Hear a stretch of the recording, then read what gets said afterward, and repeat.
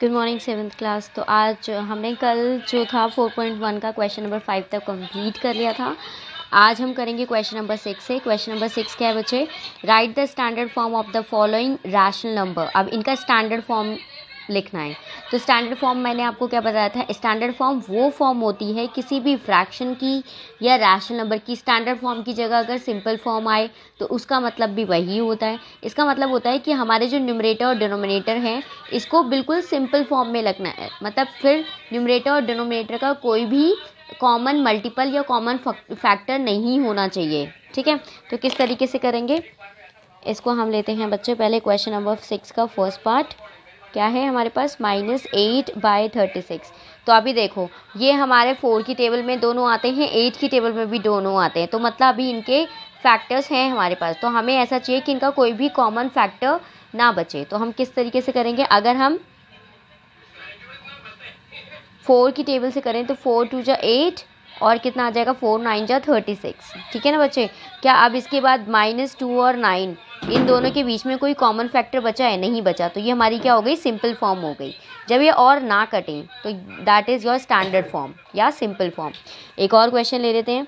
Next है आपके पास 28/-56। Okay, अब इसको किससे काटेंगे? अगर आपको 7 की टेबल आती है तो आपने बोला 7 4 जा 28, 7 8 जा 56। ओके, अभी भी कट रहा है। क्यों? 4 की टेबल में दोनों आ जाएंगे, 2 की टेबल में दोनों आते हैं। हमें चाहिए कि लास्ट में जो हमारे पास स्टैंडर्ड फॉर्म में आए उनका उन दोनों मतलब न्यूमरेटर और डिनोमिनेटर के बीच में कोई भी कॉमन फैक्टर नहीं होना चाहिए।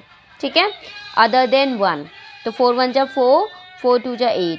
अब हमारे पास बच गया 1/2। वो भी 2 कैसा है? माइनस। मैंने और आपको जब भी आप स्टैंडर्ड फॉर्म में रखते हैं तो आपका जो नेगेटिव का साइन होता है वो डेनोमिनेटर में नहीं होना चाहिए। तो अब हम इसको कैसे कन्वर्ट करेंगे? हम क्या करेंगे? -1 की इंटू ऊपर, -1 की इंटू डिनोमिनेटर में। तो 1 1 जा -1, 2 1 जा 2 और माइनस माइनस कितना हो गया? प्लस। तो अब हमारे पास आंसर कितना हो गया? -1/2। ओके, तो आपके पास ये जो 2 क्वेश्चन बचे हैं, थर्ड और ये फोर्थ, ये आपका होमवर्क। नेक्स्ट चलते हैं बच्चे, क्वेश्चन नंबर 7 रीड करते हैं। क्या है? Change the rational number -2/7 with numerator as. कह रहा है कि ये आपका रैशनल नंबर है। क्या है रैशनल नंबर? -2/7 with numerator. मतलब अब हमें इस तरीके से हर पार्ट में इसको ऐसे बनाना है कि हमें न्यूमरेटर गिवन है। इसका न्यूमरेटर कितना होना चाहिए? 16। नेक्स्ट उसमें कितना होना चाहिए? -28। नेक्स्ट में 36 और लास्ट में -48। तो किस तरीके से करेंगे? क्वेश्चन नंबर 7 का फर्स्ट पार्ट आपको पहले जो रैशनल नंबर दिया हम उसको लिख देते हैं। क्या है? -2/7। ठीक है, कह रहा है कि हमें क्या चाहिए? ऊपर न्यूमरेटर कितना बोला है उसने आपको? 16। अब आप बताओ कि आप कैसे इस 2 को कन्वर्ट करोगे, मतलब बदलोगे 16 में, है ना? तो आप कैसे करोगे? अगर मैं 2 की मल्टीप्लाई किससे कर दूँ? 8 से कर दूँ ना। ठीक है, और वो भी 8 से कि -8 से? बताओ जल्दी, क्योंकि हमें न्यूमरेटर क्या चाहिए? 16, ना कि -16। तो हमें क्या करना पड़ेगा? -8 से करना पड़ेगा। तो जब हमने यहाँ पे माइनस लगाया है तो हम नीचे भी क्या करेंगे? माइनस करेंगे, है ना? और उसी नंबर की हम ऊपर अगर जिस नंबर की मल्टीप्लाई करते हैं उसी नंबर की नीचे भी मल्टीप्लाई करते हैं। देखो यहाँ पर भी हमने माइनस हटाने के लिए किया था ना बच्चे, बट यहाँ तो हम न्यूमरेटर को कन्वर्ट करने के लिए, हमें हमारा न्यूमरेटर यहाँ पे -2 है, उसको हमें कन्वर्ट करना है किस में? 16 में। तो हमने उसकी 8 से पहले मल्टीप्लाई करी, क्योंकि हमें पता है कि 2 की अगर हम 8 टाइम्स मल्टीप्लाई करते हैं तो हमें आंसर में क्या मिलता है? 16। लेकिन हमें आंसर में 16 चाहिए था, तो हमने क्या करा? -8 से मल्टीप्लाई करा। तो 2 8 जा 16, माइनस माइनस प्लस। अब 7 8 जा कितना हो जाएगा बेटा? 56, है ना? और प्लस माइनस माइनस, तो हमारे पास आंसर बच गया 16/-56। ओके, नेक्स्ट क्वेश्चन करते हैं इसी का ही। क्या लिखा है? आपको न्यूमरेटर अब -28 बनाना है। तो पहले जो आपको फ्रैक्शन दिया है, मतलब जो आपको रैशनल नंबर दिया उसको लिख लो। इक्वल टू में आपको न्यूमरेटर क्या बनाना है? -28। अब आप बताओ कि आप में 2 में ऐसा क्या मल्टीप्लाई करोगे कि आपके पास क्या आ जाए? -28 आ जाए, है ना? तो आप क्या कर सकते हो? अगर 2 से आप 28 को डिवाइड करोगे तो आपको क्या मिल जाएगा? 14, राइट? तो उसी नंबर की हम नीचे भी मल्टीप्लाई करेंगे। अब इस बार हमें आंसर किस में चाहिए? नेगेटिव में। हमारे पास एक ऑलरेडी नेगेटिव का साइन है ना बच्चे? तो अब क्या हो जाएगा? 14 2 जा 28 हो गया और प्लस माइनस माइनस। अब 17 4 जा कितना हो जाएगा? 68। ठीक है, इस तरीके से उसने हमें सिर्फ न्यूमरेटर को कन्वर्ट करने के लिए कहा था, लेकिन जब हम मल्टीप्लाई करेंगे तो हमारा डेनोमिनेटर भी तो चेंज होगा, है ना। तो हमने अपना डेनोमिनेटर भी निकाल लिया और न्यूमरेटर जो उसने हमें बोला था निकालने के लिए उसकी वैल्यू निकाल दी। ओके, तो इसके rest of the part question number, इसका थर्ड पार्ट और फोर्थ पार्ट आप खुद करेंगे। अब देखो नेक्स्ट वाले में क्या है, नेक्स्ट वाले में इसको डेनोमिनेटर को चेंज करना है। क्या लिखा है, change the rational number -5/14 with denominator as -42। अब इस बार क्या करना है, हमें इस बार वैल्यू दी है कि आपको जो ये रैशनल नंबर है, क्या है रैशनल नंबर, -5/14, और इस बार आपको रैशनल नंबर क्या बनाना है, डेनोमिनेटर को कन्वर्ट करना है। अब देखो डेनोमिनेटर को करना है तो हमने लिखा -42, इसलिए क्वेश्चन को रीड करना बहुत इंपॉर्टेंट होता है।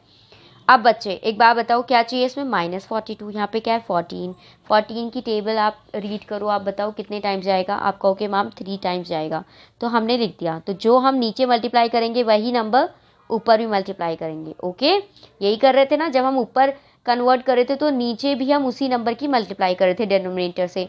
तो इस बार हम डेनोमिनेटर को पहले पता लगा रहे हैं कि हम कितने से मल्टीप्लाई कर रहे हैं, तो न्यूमरेटर में भी वही नंबर मल्टीप्लाई कर रहे हैं। तो 14 3 जब 42 आ गया, हमें क्या चाहिए, माइनस चाहिए। इस पे तो नहीं कर सकते, तो किस पे करेंगे, इस पे, है ना। तो अभी क्या हो गया, 14 3 जब 42 प्लस माइनस माइनस, 5 3 जा कितना हो जाएगा बच्चे, 15, और माइनस माइनस प्लस, तो हमारे पास क्या आंसर आ गया, 15 - 42। ओके, तो अब आपको समझ में आ गया है ना। तो आप इसकी क्या करेंगे, ये जितने भी पार्ट हैं वो होमवर्क में करेंगे। ठीक है, नेक्स्ट वाला क्वेश्चन। तो बच्चे हम क्वेश्चन नंबर 9 करने से पहले एक चीज़ मैं आपको बताना चाहती हूँ कि यहाँ पर क्या था, 7 × 14 था, राइट। और मैंने क्या आपको बोला 17 × 4 करा, तो मैंने इसको 17 कर लिया, इसको 4 कर लिया, तो ये क्या है 14 × 7 करेंगे, तो 14 7 चाहे कितना होता है बच्चे, 98। ओके, तो ये आपका क्या बनेगा, 98, 9 बन जाएगा।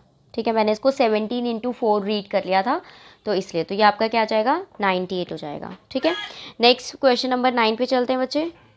तो क्वेश्चन नंबर 9 आपका है, in each of the following cases write the rational number whose numerator and denominator are respectively given below. तो आपको कह रहा है कि इसको रैशनल फॉर्म में लिखो। ठीक है, और आपको इसमें क्या दिया है, न्यूमरेटर भी दिया है और डिनोमिनेटर भी दिया है। तो क्वेश्चन नंबर 9 का फर्स्ट पार्ट, तो आपको कहता है पहला वाला जो पार्ट है वो आपका न्यूमरेटर है, और जो आपका नेक्स्ट वाला पार्ट है वो क्या है, डिनोमिनेटर है। तो ये न्यूमरेटर है, तो हमने इसको न्यूमरेटर में लिख दिया 23 + 4। फिर ये वाला पार्ट क्या है आपका, डिनोमिनेटर है। अब एक चीज़ बताओ, यहाँ पे क्या करना है, दो नंबर को प्लस करना है। 23 में 4 प्लस करोगे कितना हो जाएगा, 27, और 23 में से 4 माइनस मतलब सब्ट्रैक्ट करोगे तो कितना आ जाएगा, 19, है ना। ठीक है, इसी तरीके से नेक्स्ट पार्ट मैं आपको करके दिखा रही हूँ। क्या है बच्चे, एक सेकेंड, 2 की पावर 4 एंड 4 की पावर 3। इसका मतलब कि आपके पास है न्यूमरेटर क्या है, 2 की पावर 4, और डिनोमिनेटर क्या है, 4 की पावर 3। ठीक है, इसको क्यूब बोलते हैं।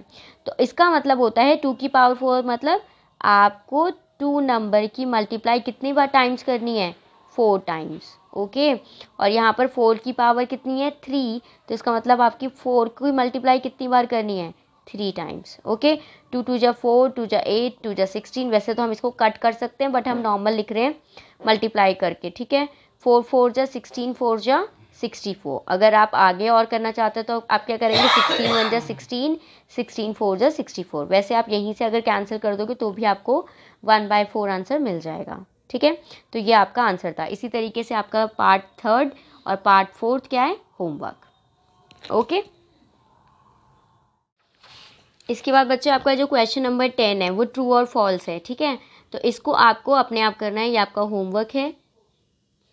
और अब हम चल रहे हैं क्वेश्चन नंबर 11 पे। क्या लिखा है, right P for positive rational number and N for negative rational number.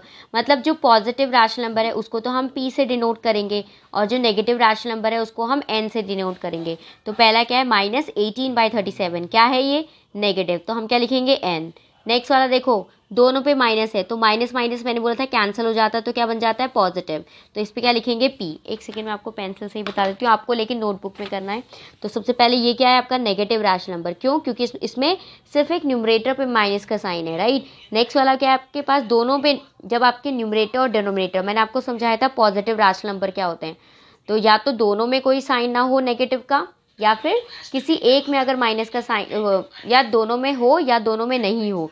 अगर दोनों में से किसी भी एक में होगा तो नेगेटिव होगा, अगर दोनों पे होगा न्यूमरेटर डिनोमिनेटर पे या नहीं होगा तो क्या बनेगा पॉजिटिव। ये क्या होगा बच्चे, नेगेटिव नेगेटिव नेगेटिव, ये भी नेगेटिव, ये भी नेगेटिव, सारे ही आपके नंबर नेगेटिव हैं और जनरली रिपीटेड हैं अगर देखा जाए तो। आपका ये 1 2 3 एंड 5th, ये सारे नीचे की लाइन तो पूरी रिपीटेड है, ये आपको करने की जरूरत नहीं है, तो इसका मतलब आपके पास ये 2 होमवर्क हैं, ठीक है। नेक्स्ट कर लेते हैं आपका, write each of these rational number in the form of a by b where a and b are integers. तो हमें लिखना है 300, 1/10, 17, ओके, 3 एंड 1/2। तो 300 कैसे लिखते हैं, कैसे बताया था मैंने जब आपको डेसिमल सिखाया था, डेसिमल के बाद जो भी नंबर होता है उसको हम इसी तरीके से लिखते हैं। तो हमारा क्वेश्चन नंबर 12, तो हमें क्या लिखना है बेटा 300। तो 300 कैसे लिखते हैं, 1/100 तो होता था ना, तो 300 क्या हो गया ये, तो ये बन गया आपका rational number a by b की फॉर्म में, ठीक है। नेक्स्ट वाला देखो क्या है 1/10, 1/10 क्या होगा 1/10, है ना। नेक्स्ट वाला देखें 17, नॉर्मल है 17, तो 17 को कैसे बनाएंगे रैशनल नंबर, 17 तो ऐसे लिखते हैं, तो इसको रैशनल नंबर बनाने के लिए क्या करेंगे 1 एज अ डिनोमिनेटर ले लेंगे, ओके। 3 and 1/2 और opposite of 4th 5th 18 and 1/3, मुझे लगता है मुझे आपको सारे ही कराने पड़ेंगे, ठीक है। इसी का जो 4th है बेटा वो है आपका 3 and 1/2।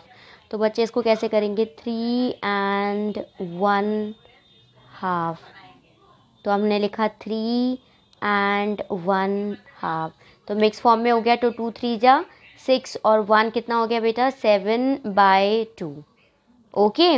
नेक्स्ट वाला देखें एक बार, 5th पार्ट क्या है ऑपोजिट ऑफ 5।